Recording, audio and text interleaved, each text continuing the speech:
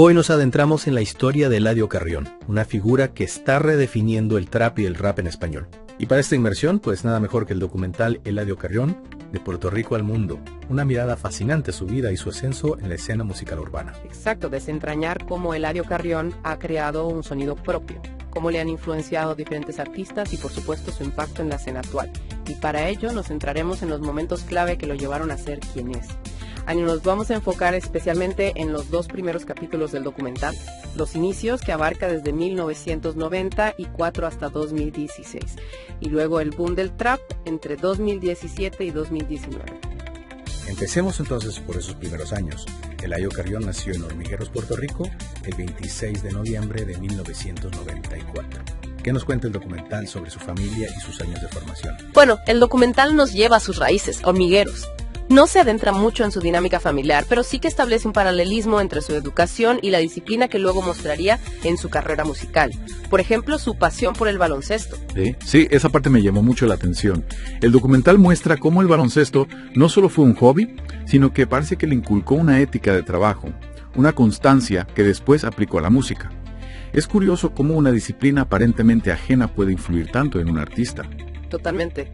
Y esa disciplina fue fundamental cuando empezó con la música. El documental detalla cómo comenzó a escribir rimas en el instituto, sus primeras letras, plantando la semilla de lo que vendría después. Incluso menciona que usaba el seudónimo Blanco Lavé. Blanco Lavé, un nombre que muchos de sus fans actuales seguramente ni conocen. ¿Y qué nos dice el documental de esa transición? ¿Cuándo decide cambiar a Eladio Carrión y reorientar su estilo musical? Pues no se detiene en los motivos exactos, pero sí que lo presenta como un punto de inflexión, una maduración, una búsqueda de una identidad propia más definida. El paso de Blanco Lavé a Eladio Carrión simboliza un nuevo comienzo, la opción de una voz propia más auténtica. Y esa voz empieza a resonar con fuerza durante el boom del trap. El segundo capítulo del documental, que abarca de 2017 a 2019, lo titula De Hormigueros a los Charts. ¿Cómo era el panorama musical en Puerto Rico por aquel entonces? Imagínate un Puerto Rico efervescente, pero también con dificultades. El documental muestra imágenes de protestas sociales del huracán María, un contexto de agitación social y adversidad que contrasta con el auge del trap. Figuras como Anuel AA, Ozuna, Bad Bunny estaban arrasando. Es importante entender este trasfondo. Puerto Rico se enfrentaba a problemas sociales y el trap era una vía de escape para muchos. Totalmente. Y en medio de todo esto, Eladio decide no seguir modas, como él mismo dice en el documental. En Pierra, ya el trap era una revolución, pero yo quería hacerlo diferente, sin seguir modas. Y ya llega Playboy, en 2017, la canción que el documental marca como su punto de inflexión. ¿Qué hay detrás de la creación y lanzamiento de este tema? Playboy es un ejemplo de cómo conectar con el público a través de la autenticidad. Se grabó en un estudio casero con una base de Foreign Tech, y lo interesante es la estrategia de lanzamiento, SoundCloud y YouTube, plataformas que estaban en auge y que permitían a artistas como Eladio llegar al público sin intermediarios. ¿Te acuerdas de aquella época? Sí, cómo no. Era la época en que estas plataformas estaban empezando a despuntar. Exacto. Y la gente reaccionó de forma curiosa a su estilo. Describen su flow como frío, pero a la vez adictivo. Sí, era diferente. ¿Cómo explica el documental esa dualidad? Su estilo no era el típico trap melódico o enérgico, era más pausado, introspectivo. Para algunos, frío.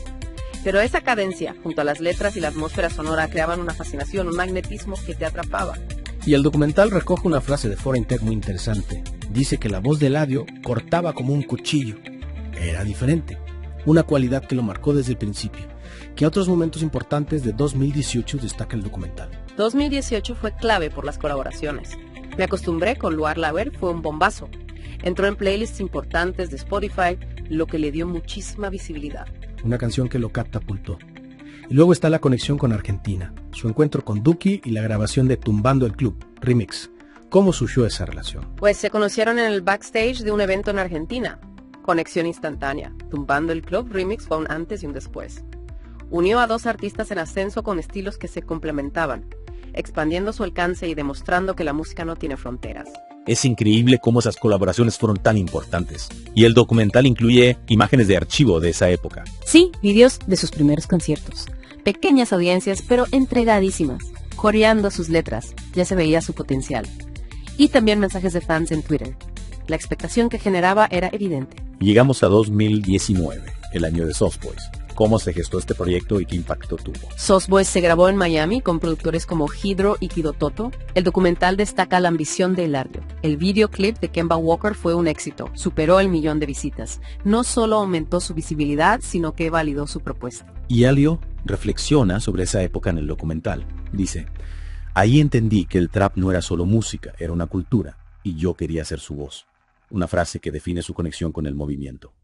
¿Qué dice Kido Toto sobre cómo trabajaba Eladio? Kido Toto dice que Eladio era una máquina de componer. Llegaba al estudio con el móvil lleno de rimas. Una muestra de su dedicación y de su constante búsqueda de nuevas ideas. ¿Y cómo define el documental el sonido de Eladio? ¿Qué lo hace único? Es una mezcla de influencias. Por un lado, su uso del autotune melódico. Influenciado por Travis Scott, le da a sus canciones una atmósfera etérea, a veces melancólica. Por otro, un flow más agresivo, donde se nota la influencia de Anuel. En cuanto a las letras, hay una evolución.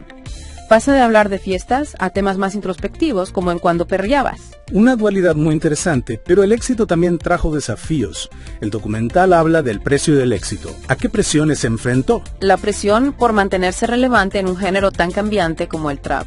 Y también las críticas de la vieja escuela del rap que cuestionaban si su música era realmente hip hop.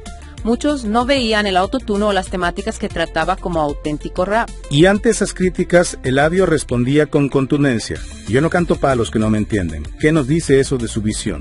Una confianza absoluta en su propuesta y una determinación por seguir su camino, sin dejarse influenciar por opiniones que no entienden su visión. Pura autenticidad. Y el documental cierra el segundo capítulo, anticipando una nueva etapa. El lanzamiento de Tata en 2020, el primer sencillo de Monarca. Y la frase final lo resume todo. En 2020, Eladio ya no era un libro, era una leyenda en construcción. Totalmente. El paso de un novato con talento a una figura en ascenso, con una identidad sólida y un impacto cada vez mayor. En resumen, la trayectoria de Eladio Carrión, tal y como se muestra en el documental, es un ejemplo de perseverancia y adaptación en un género tan competitivo. Sin duda. Su historia nos enseña que la autenticidad, la disciplina y la conexión con el público son claves para el éxito en la industria musical actual. Y ahora la pregunta es para ti. ¿Cómo crees que esa mezcla de influencias y la autenticidad de Eladio Carrión le han llevado al éxito en un género tan cambiante? ¿Qué otros artistas te vienen a la mente que hayan logrado definir su propio sonido de forma similar? Te invitamos a descubrir más sobre Eladio Carrión y a ver el documental Eladio Carrión, de Puerto Rico al mundo.